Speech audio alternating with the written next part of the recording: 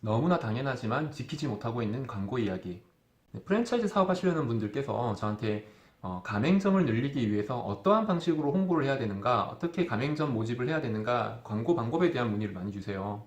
그런데 광고를 어떻게 하느냐보다 선행해서 생각해야 될 이야기가 하나 있습니다. 그 이야기를 먼저 좀 들려드릴게요. 예전에 집에서 TV를 보고 있는데요. 요즘은 지역 방송을 보면은 지역 광고를 많이 하잖아요. 뭐 대형 매장이라든지 옷가게라든지 또는 큰 레스토랑 같은 경우도 지방 방송에 지역 광고 같은 걸 많이 해요. 그래서 TV를 보는데 큰 스시집이 오픈을 한 거예요. 그래서 유심히 봤는데 또 새로 개업을 했으니까 동네 주민으로서 한번 방문해야 되겠죠. 그래서 제가 한번 날을 잡고 그 매장을 찾았습니다. 친구랑 그 매장을 가서 초밥을 먹으려고 앉았는데 가격표를 딱 봤더니 가격이 중가 정도로 형성이 되어 있더라고요. 저가는 아니고 고가도 아니고 중고가 정도로 형성이 되어 있더라고요. 그래서 잔뜩 기대를 하고 초밥을 이것저것 주문을 해서 먹기 시작을 했는데 제가 원래 또 초밥 쪽에 사업을 했기 때문에 초밥 네타라든지 단촛물이라든지 쌀 이런 거에 대해서 굉장히 예민하거든요. 물론 그 중에서 가장 우리가 초밥을 먹을 때 그 퀄리티를 짐작을 하는 게 초밥회 네타잖아요. 이게 얼마나 고급스러운 횟감을 쓰느냐에 따라서 그 스시집에 대한 어떤 그레이드를 매기기도 하는데요. 제가 갔던 그 초밥집은 새로 개업을 했고 기대를 많이 하고 간 거에 비해서 초밥 네타의 그 퀄리티가 너무 낮은 거예요. 정말 싸구려 초밥 재료를 쓰고 있었고 대부분의 횟감들이 냉동 횟감, 보통 우리가 뷔페에서 많이 보는 그런 횟감들을 쓰고 있는 거예요. 그래서 굉장히 많이 실망을 했어요. 가격이 저렴하면 물론 그렇게 쓸 수 있죠. 싼 맛에 먹을 수 있는 초밥이었다 그러면 그렇게 제가 실망을 안 했을 텐데 그날 먹었던 가격은 그 가격 대비 횟감이 너무 안 좋았습니다. 그래서 여기는 정말 제가 실망을 하고 나왔는데 2층 집이었는데 내려와서 다시 집으로 돌아가려고 할 때 그 입구에서는 뭐 풍선, 삐에로가 전단지도 나눠주고 음악도 크게 틀어놓고 풍선으로 아치도 만들어 놓고 전형적인 오픈 개업 행사를 하는 거예요. 그걸 보면서 정말 안타깝다라는 생각을 좀 했어요. 이게 조금만 만족도가 높았으면 저는 원래 초밥을 좋아하기 때문에 자주 그 집을 찾았을 텐데 너무 제 입맛에 맞지가 않아가지고 저는 그 뒤로는 그 매장을 가지를 않았었거든요.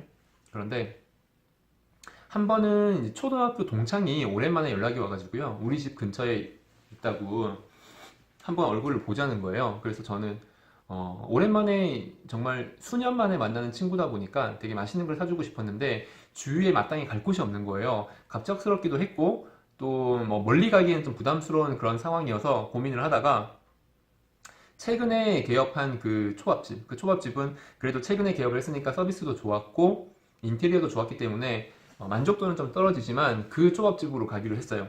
그때가 제가 처음에 갔을 때보다 한 달 정도 지난 후였거든요. 매장에 갔는데 그런데 나온 메뉴가 싹 바뀌어 있는 거예요. 가격대는 조금 내려가 있는데 메뉴의 퀄리티는 더 올라가 있는 거예요. 횟감도 냉동 횟감이 아닌 후레쉬 횟감들 위주로 사용이 되어 있고 전반적인 퀄리티가 굉장히 많이 올라가 있는 거예요. 그래서 이게 메뉴가 많이 바뀌었구나 생각을 했는데 그때 제가 이제 어떤 생각을 했냐면 이 정도 가격에 이 정도면은 훌륭하다. 나는 또 와서 먹고 싶다는 생각을 했는데 여기에서 이 광고에 대한 굉장히 큰 문제점이 하나가 있습니다. 어떤 거냐면 우리가 개업을 할 때 웬만하면 시행착오를 겪게 되어 있습니다.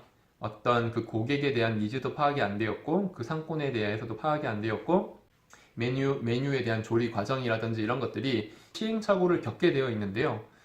광고의 맹점이 이 부분이에요. 내가 지금 이 메뉴를 판매를 하기 위해서는 내가 팔고자 하는 이 상품에 대해서 어느 정도 확신이 들기 전에 광고를 하게 되면 이건 돌이키기 힘든 굉장히 큰 도구로 다가옵니다. 어떤 거냐면 제가 처음에 이 매장을 처음 찾았던 것은 그 광고를 보고 찾았죠. TV 광고를 보고 그 매장을 찾았는데 막상 매장을 갔더니 저품질의 상품을 팔고 있었던 거예요. 그 말은 그 사람은 큰 비용을 들여서 내 가게가 맛이 없다는 걸 광고를 하게 된 거죠. 물론 광고할 때는 그렇게 생각을 안 했겠지만 운영하는 과정 중에 고객들의 어떤 소리를 듣고 아, 우리 제품이 지금 굉장히 좋지 않구나라는 걸 판단을 했을 테고 그래서 제품의 퀄리티를 높이는 시간이 필요했을 거예요. 그런데 그 광고를 본 저는 이 제품을 먹고 만족도가 떨어졌고 저는 어떤 생각을 하게 됐냐면 정말 맛없는 가게라고 광고비까지 들여서 홍보를 했구나라는 걸 제가 알게 됐잖아요. 실제로 제가 한 달이 지나고 갔을 때는 굉장히 만족도가 높았고 가격에 대해서도 만족을 했지만 손님들은 여전히 없었습니다. 왜냐하면 모든 광고가 초반에 다 이루어졌고 그 광고를 보고 그 상품을 접했던 사람들은 아마 저랑 다 비슷한 마음이었을 거예요. 엄청나게 많은 손님들은 이 집은 맛 없는 집이라고 단정을 짓는 계기가 첫 그 광고 때문에 일어난 거거든요. 그렇기 때문에 우리가 새로운 어떤 사업을 시작을 할 때는 섣불리 광고부터 진행을 하는 게 아니라 내가 제공하고자 하는 상품, 메뉴, 서비스 이 부분들이 어느 정도 검증이 되었을 때 광고를 시작하는 게 좋고요.